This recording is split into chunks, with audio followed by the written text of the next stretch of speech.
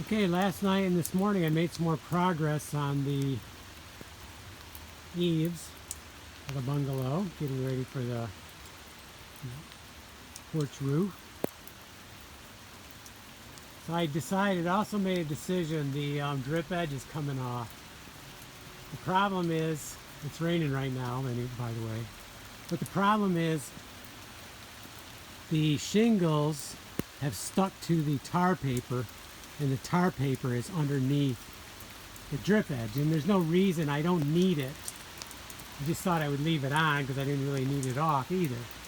But it's going to help me for sliding the aluminum underneath by having it off. I'm quite sure it'll be much easier. So I'll work on this more as soon as the weather's good.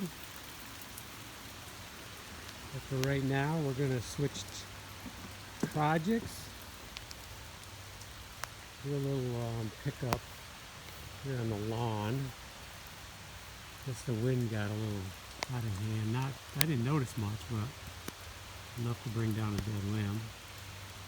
Okay, it's looking straight, looking good. It's a little bit challenging getting into the rafter tails. There seems to be a couple missing, so I suspect when I redo that roof, we're going to find some rot in there, but what I'm doing now will not stop me from fixing it.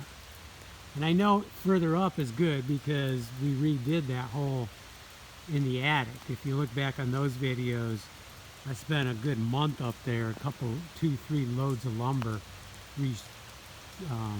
not restructuring, but adding support to all those rafters.